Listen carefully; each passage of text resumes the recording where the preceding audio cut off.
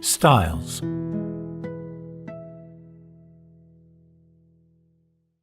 Let's look at selecting and playing styles. Go to Style Play Mode. Each style has 15 style elements: intros, variations, fills, endings, etc. They're used to recreate the parts of songs. Play a chord anywhere on the keyboard with 3 or more notes, and press Start. You use these buttons to select a style element. As Intro 1 plays, you can see that Variation 1 is flashing, meaning that after the intro, it will go to that variation. Here you can see the countdown of the measures remaining in the intro.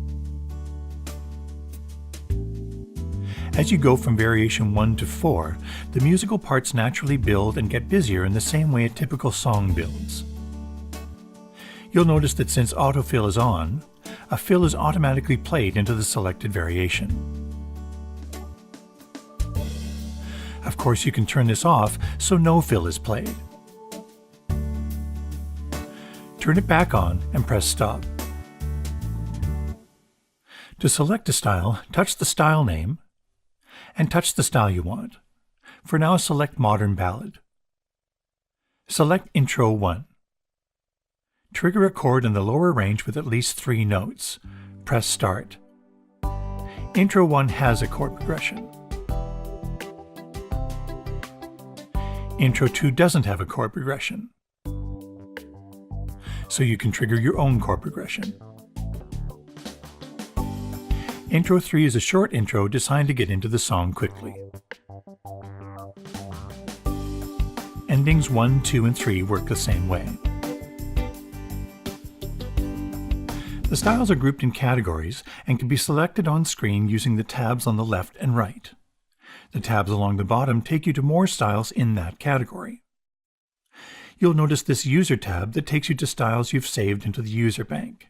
As we saw in the Sounds chapter, this grayed out tab, Direct, allows you to directly access more styles saved on your USB media. Factory tab, Pop category, Goodbye Pop. I'm going to use Variation 2. Play a chord in the lower range and press Start. All of the factory styles are set up with lower chord scanning, triggering the chords below the split point.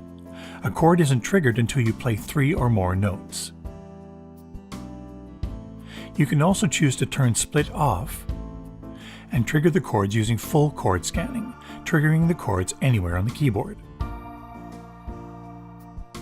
Since a chord isn't triggered until you play 3 or more notes, you can play melodies and only trigger new chords when necessary. In Global, you can select other systems of triggering chords, for example, a simplified one-finger method. Go to the Funk and Blues category and select Everybody Bros. Press Exit. As you can see, you can change to another style without stopping. There are several buttons and controls to help you interact with the styles. For example, this accompaniment button that turns the accompaniment on and off, giving you the option to play along with the drums only. Turn accompaniment back on. This memory button controls whether the full accompaniment plays when you release the keys, or only the drums continue. Turn memory back on. Manual bass mutes the accompaniment except for drums and percussion, and allows you to play bass in the lower along with the upper keyboard tracks. Turn off manual bass. You'll notice that the bass will always play the root of the chord you are playing no matter what inversion you play. If you go to the Split tab and turn on bass inversion, the bass will play the lowest note in your chord. Press Stop. From the Jazz category, select the style Swing Band and press Exit. Each style has 4 keyboard sets saved with it. You can quickly access them by pressing these 4 buttons under the display. From the Keyboard Set tab, you can see the names and touch them directly on the screen. When you select a style and this Style to Keyboard Set button is on, it will automatically select the first keyboard set saved with that style.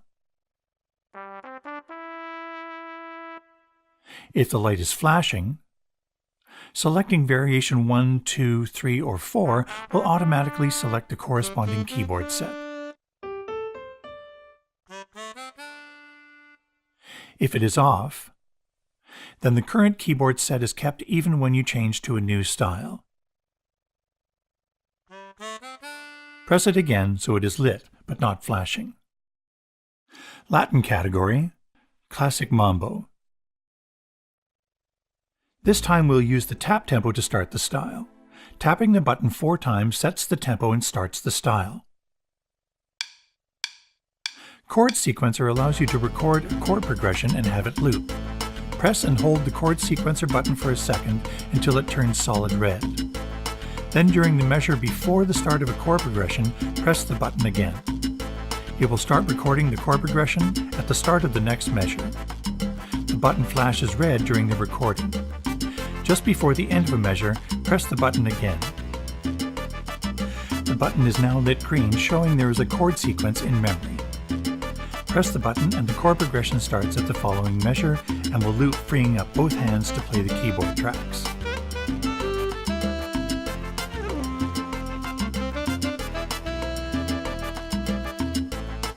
If you find that you use this feature a lot, you can assign the chord sequence record function to a switch, switch 3 for example. Then it will always be ready to immediately start recording without having to hold down the chord sequencer button in order to arm it for recording. So then switch 3 would be the record button and the chord sequencer button would be the play button. From the Movie and Show category, Page 1, Mystery Man. Play a chord. Every style includes the settings for these pad buttons. They can have sounds assigned to them, or even additional patterns that follow the chords you play and sync with the style. They can play once when you press it, or loop.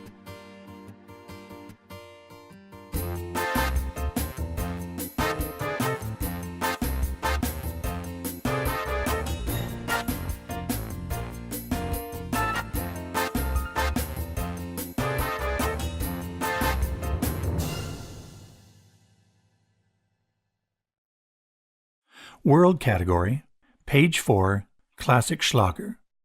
To the left of the Start-Stop button you will find the Synchro Start and Synchro Stop buttons. They control how the accompaniment starts or stops as you play the keyboard.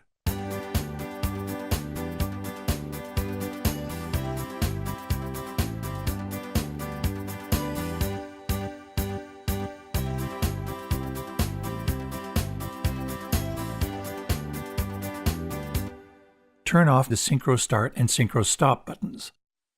The Pa700 is very flexible, giving you the power to shape the instruments to your musical needs. For example, drums. You can simply change a style's drum kit from jazz kit to a techno kit, or you can go to a drum within a kit and make changes with the drum editor feature. Like this, Rock category, Page 2, Magic Rock. Don't play a chord, just press Start so only the drums play. Press Menu and touch Track Controls, then the Drum Edit tab. Press the Track Select button so the accompaniment tracks are displayed. Touch Select here to choose the drum track to be edited. Along the top you can see the different drum and percussion families indicated by icons. Choose the snare drum family. Now you can adjust only the snare drum without affecting any of the other instruments in the drum kit.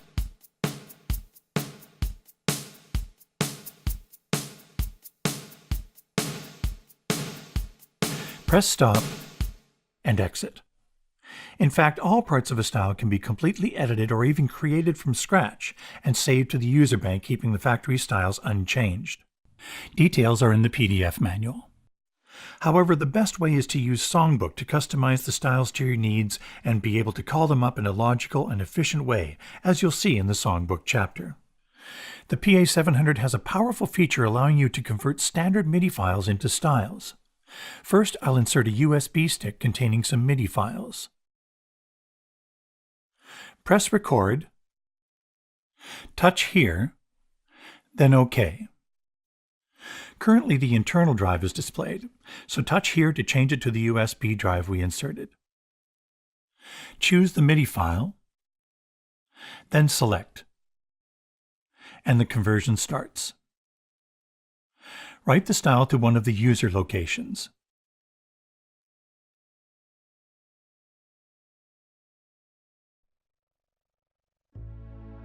Of course, not all MIDI files can be converted to a style, but many can, and it's so fast and easy to find out which ones can be converted successfully.